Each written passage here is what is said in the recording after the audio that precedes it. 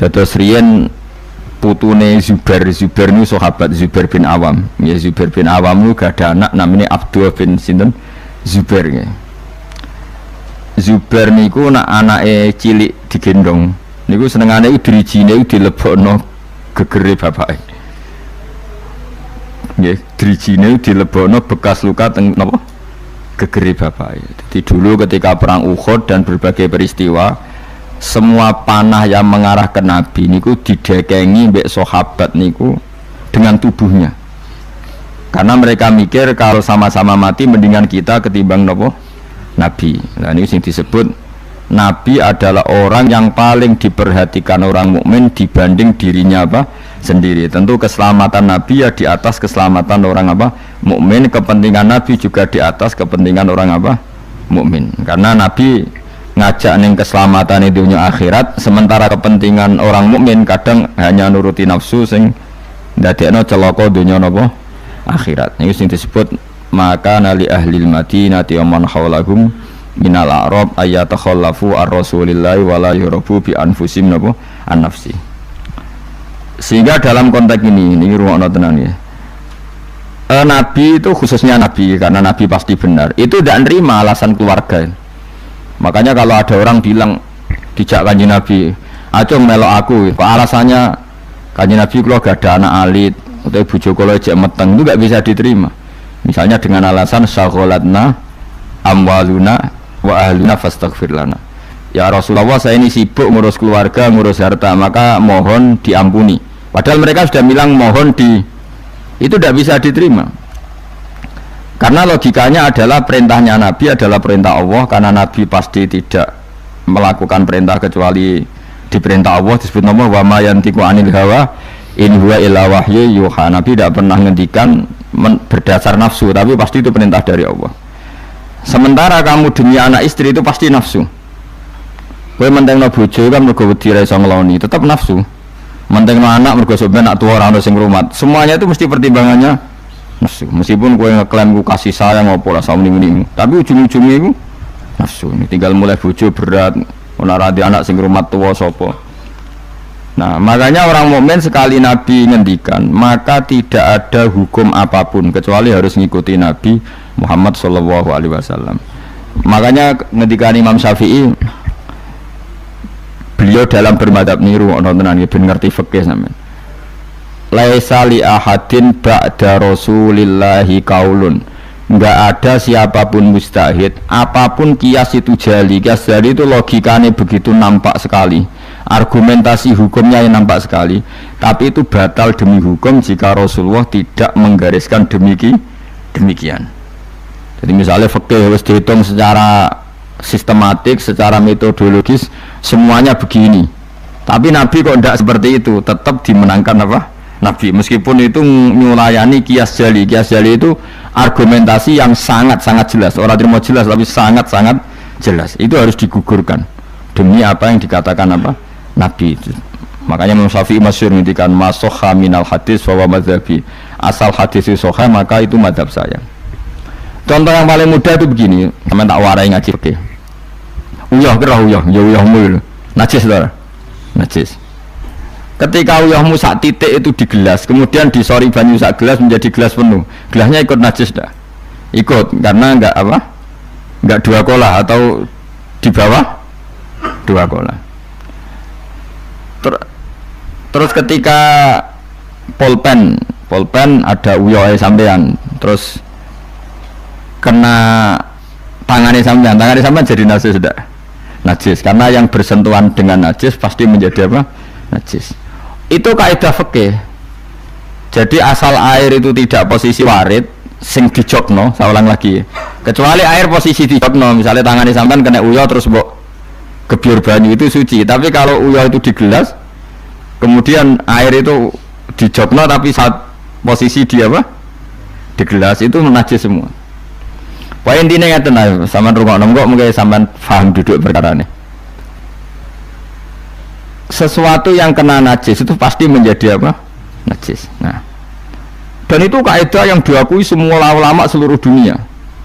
Tapi problemnya secara riwayat adalah kata Sayyidah Aisyah, saya sering roi mani dari bajunya Rasulullah. Saya ulang lagi, kuntu ufariku mani ya Rasulillah min sobi, kulo sering ngeroi manine Nabi di bajunya Nabi, kemudian Nabi sholat dan tidak membasuh baju itu. Singkat cerita, akhirnya mau tidak mau ulama seluruh dunia mujma'alah mengatakan mani itu suci. Sampai keyakinan mani suci apa najis? Suci. Ya, orang mani itu najis. Keyakinan mani suci apa? Suci. Wong ulama satunya darah mani itu suci. Nah, padahal ini menyulayani ku bedani teori kias jali. Mani ini kan keluar dari makhrajul bauli.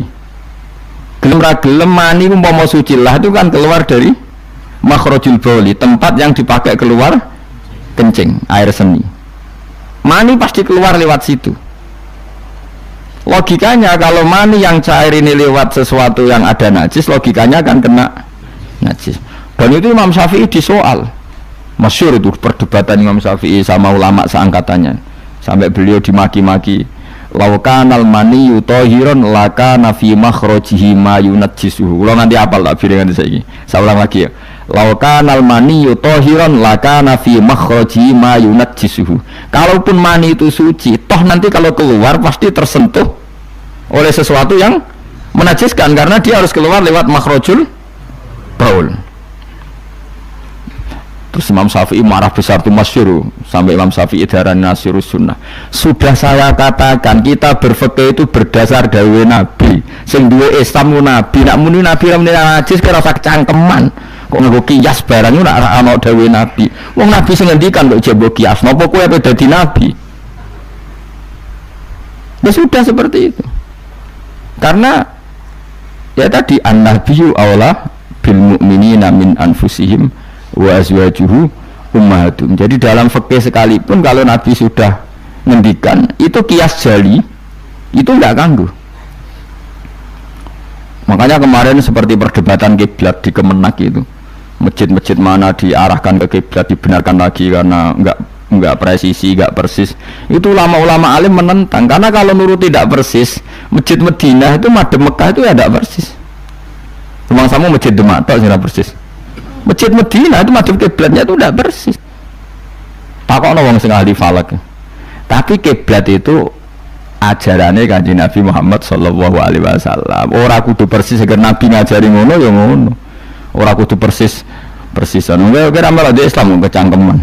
Di Islam tenang gak ribet. Karena tadi nak nuruti kias jali fikih, agar barang kena najis ya najis. Iku mau dalane uyah kan najis wong kena uyah mani lewat dalane uyah. Itu satu. Terus dari Imam Syafi'i kita harus menerima konsep Nabi kalau mani itu suci. Karena andaikan tidak suci maka Sayyidah Aisyah harus mengumbah mani. Tapi nyatanya ndak. Dua,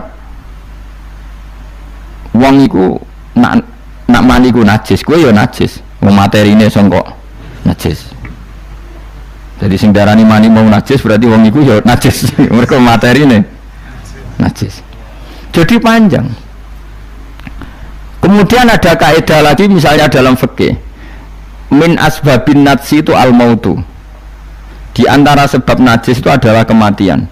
Kita ulang fikih, ben ngerti fikih. Wong kok amen roe swarga neraka, tak ulang fikih. Saiki sapi iku suci ta ora? Suci. Nak mati batang najis. Wedhus suci, nak mati batang najis. Itu fikih dan kita sepakat seperti itu. Maksudnya asal mati batang, maksudnya buatan mati disembelih. Berarti min asbabin najsi adalah al-maut. Nah, sekarang berhubung manusia itu mati, misalnya Rohin mati, Mustafa mati, Imam Malik darani najis. Padahal mayit ini nanti disolati, mulai wajib didusi. Cara filosofi Imam Malik. Ya, jadi, mayit ini akan nanti disolati. Syaratnya wong solati itu suci, tora. Suci. Lama karena mayit itu disolati maka harus suci. Karena ada sebab najis yaitu al-mautu, maka harus dimandikan, disucikan. Dia masuk akal. Mana kena mati, didusi bensah, disolati. Narung didusi, rawoleh disolati. Itu kan fikih yang jelimet. Ya sudah, harusnya kaidahnya seperti itu. Harusnya. Tapi ada satu kejadian di mana matinya orang syahid, kata Nabi rasa didusi. Padahal ada sebab najis yaitu kematian. Tapi Nabi yang ngendikan ya sami'na wa ta'na. Lalu suruh protes.